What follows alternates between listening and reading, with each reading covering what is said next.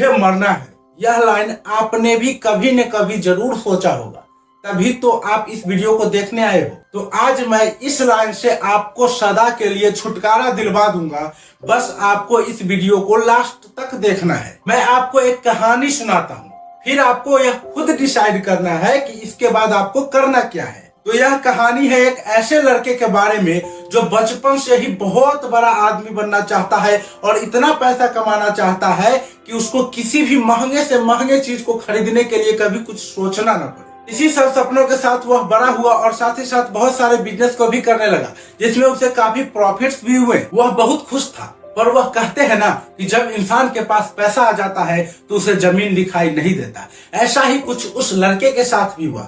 जब उसके पास पैसा आया तो उसने अपने पैसों को ऐसे ऐसे बिजनेसों में लगाना शुरू कर दिया जिसका कोई ठिकाना नहीं था, जिसके वजह से उसको काफी सारे लॉस होने शुरू हो गए। फिर धीरे धीरे वह पूरी तरह से कर्ज में डूब गया और अपना सारा कुछ बेचने के बाद भी वह उस कर्ज को नहीं चुका पाया। रोज रोज उसके पास कोई ना कोई अपना कर्ज वापस लेने के लिए पहुंच जाता और उसे कुछ न कुछ सुना के चला जाता, जिसके वजह से वह काफी परेशान हो गया था। फिर उसने सोचा कि ऐसी जिंदगी से तो मौत ही बेहतर है, क्योंकि जब तक जीऊंगा लोग मुझसे पैसे मांगते रहेंगे और मैं उन्हें पैसे वापस भी नहीं दे सकता।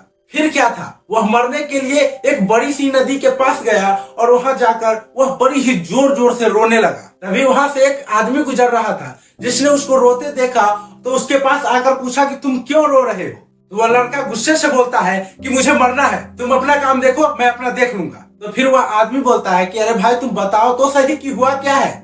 तो वह लड़का जोर से बोलता है कि मुझे 50 लाख रुपए की जरूरत है, क्या तुम दे सकते हो। वह आदमी तुरंत 50 लाख का चेक लेता है और उसको भर के दे देता है। लड़का समझ नहीं पाता है कि क्या उसने सच में चेक भर के दे दिया। तो फिर वह उस आदमी से पूछता है कि आप कौन है।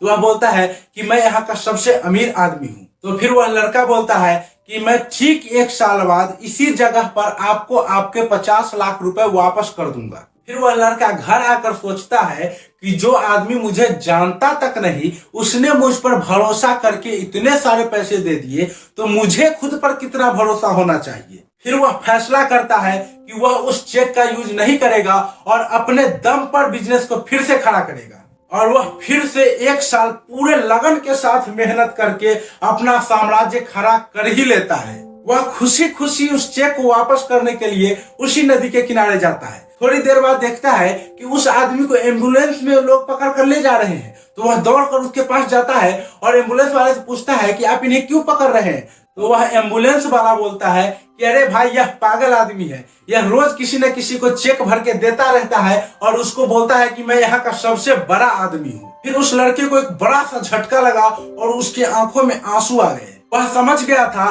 कि खुद पर भरोसा करने में कितनी ताकत है। और मैं उम्मीद करता हूं कि आपको भी यह समझ में आ गया होगा कि इस कहानी से मैं आपको क्या समझाना चाहता हूं।